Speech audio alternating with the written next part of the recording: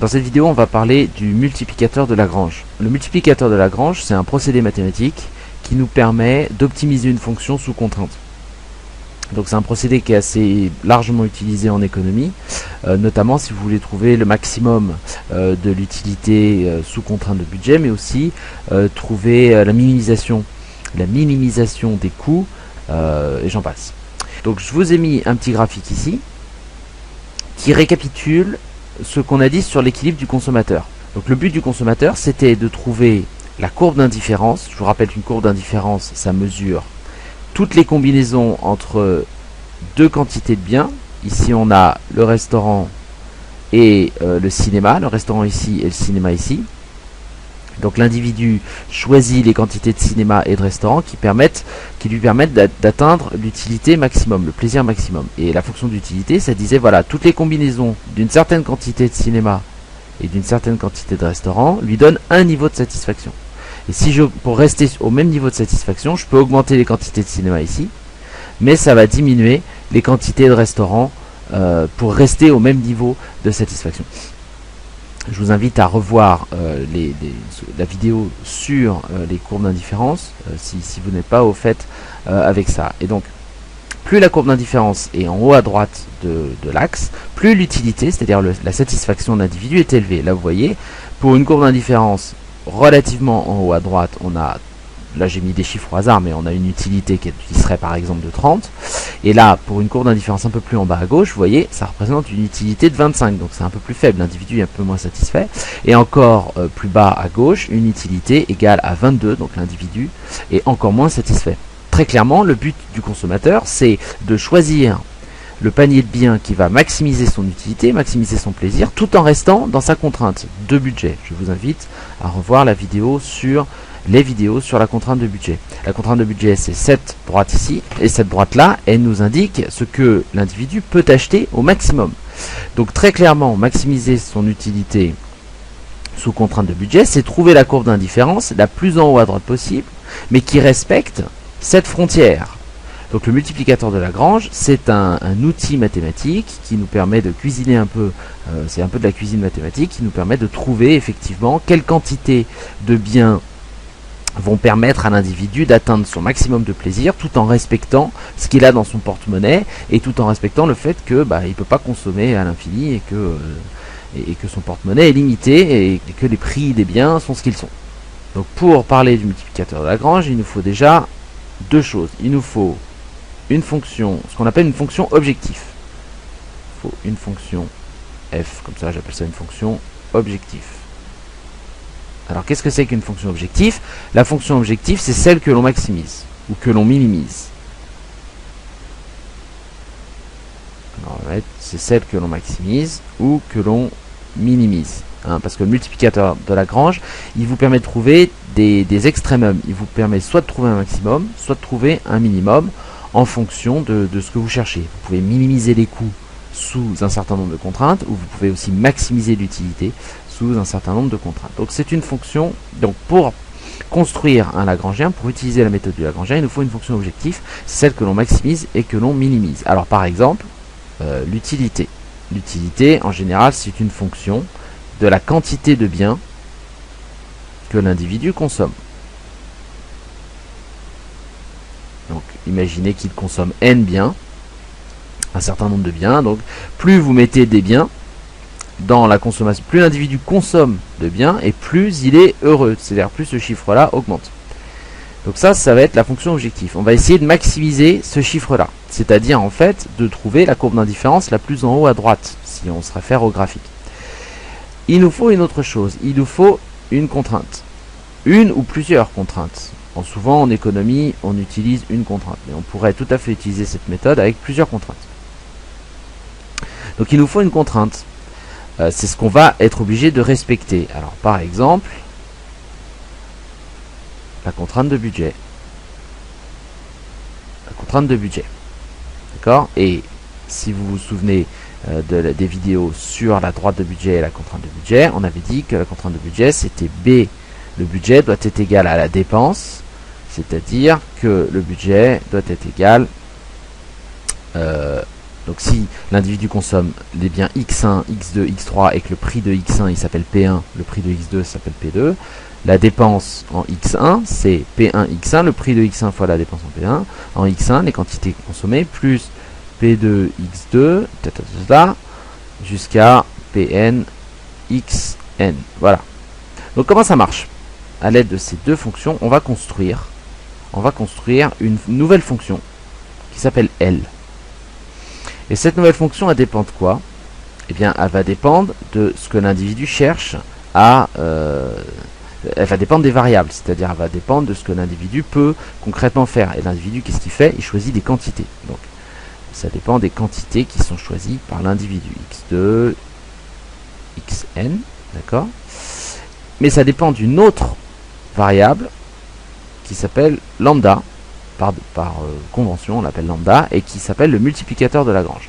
Donc, pour construire un multiplicateur de Lagrange, vous allez construire une fonction qui s'appelle L, qui dépend des biens, de la quantité de biens que l'on cherche, hein, le but c'est de trouver ça, et qui dépend également d'un multiplicateur de Lagrange qu'on appelle lambda. Ça, c'est obligatoire. Et c'est égal à quoi? Eh bien, c'est égal, et c'est là où on va intégrer en fait les deux composantes dont on vient de parler, c'est égal à la fonction objectif plus une transformation de la contrainte.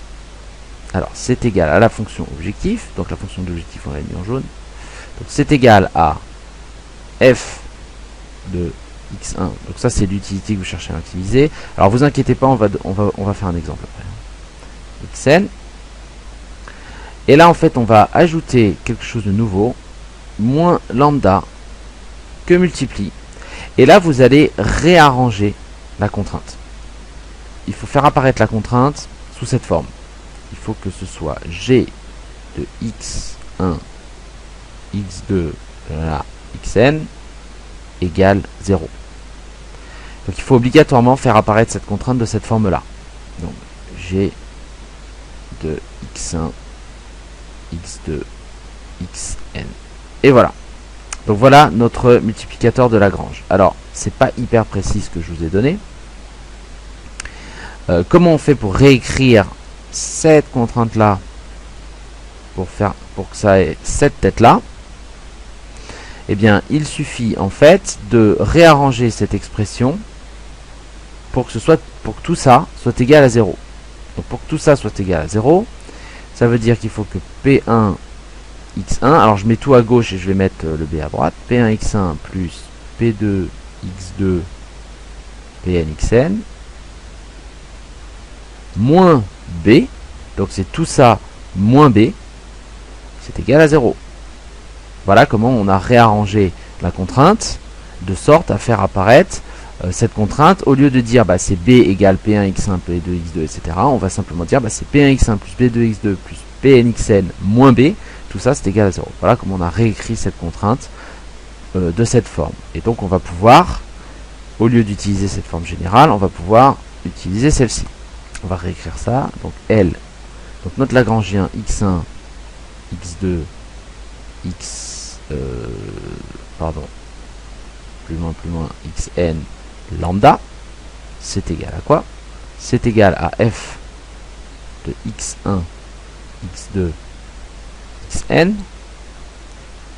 d'accord, moins lambda, ça c'est la construction, hein, c'est obligatoire, il n'y a pas le choix, il n'y a pas de discussion autour de ça, c'est comme ça que ça se passe, moins lambda que multiplie la contrainte réécrite. Et la contrainte réécrite ici, c'est P1, X1, plus P2, X2, Pn, Xn, moins B. Je vais essayer de le réécrire pour que ce soit plus clair. Donc, je vais le réécrire encore une fois. Plus P2, X2, plus Pn, Xn, moins B. Voilà.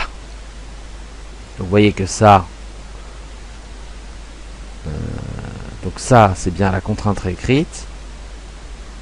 C'est bien la contrainte réécrite sous la forme G de X1, X2, Xn égale 0. Ici, on a la fonction objectif. Là, on a le multiplicateur de Lagrange. C'est pas très bien écrit, mais je pense que vous devez pouvoir le comprendre. Et là, on a cette fonction, ce qu'on appelle le Lagrangien. Bon, c'est bien beau tout ça, mais qu'est-ce qu'on fait une fois qu'on a fait ça, hein? Qu'est-ce qu'on fait de tout ça? Maintenant, on a une fonction très générale, avec beaucoup de choses dedans. Et bien, il suffit tout simplement de la maximiser. Donc, le but du jeu, là, dans ce cas-là, hein, c'est de maximiser le Lagrangien. Et pour maximiser le Lagrangien, on cherche les quantités consommées de x1, les quantités consommées de x2, les quantités consommées de xn, mais on cherche aussi l'autre variable que l'on a créée, c'est le multiplicateur. Donc on va maximiser ce Lagrangien en fonction de x1, x2, xn et lambda. Et donc quelles sont les conditions pour maximiser quelque chose? Alors, attendez, hop, voilà. Quelles sont les conditions pour maximiser quelque chose? Il y a plusieurs conditions. La première condition, c'est qu'il faut que la dérivée partielle de cette fonction Lagrangien par rapport à x1 soit égale à 0. C'est les conditions du premier ordre, si je dis pas de bêtises. D Lagrangien sur d rond x2, donc la dérivée partielle du Lagrangien par rapport à x2 soit égale à 0, etc. Jusqu'à ce que, donc il faut les faire toutes. Si vous avez autant de variables, il faut toutes les faire. D Lagrangien sur xn soit égal à 0. Donc il faut toutes les dérivées par rapport à chacune des variables soient égales à 0. Mais il faut aussi que, puisqu'on a oublié une variable, il reste celle-là, il faut que la dérivée du Lagrangien par rapport au multiplicateur de Lagrange soit égale à 0. D'accord?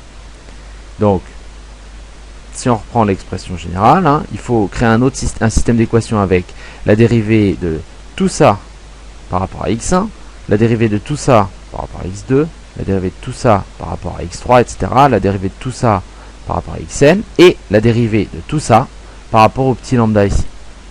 Donc là, vous avez un système d'équations avec 1, 2, n inconnus, n plus 1 inconnu, puisqu'on a le lambda en plus. Donc on a les n quantités de biens que l'individu consomme, plus le lambda, ça fait n plus 1 inconnu, et on a n plus 1 équations, puisqu'on a les dérivées du Lagrangien par rapport aux n quantités consommées de l'individu, et la dérivée plus une dérivée du Lagrangien par rapport au multiplicateur de Lagrange.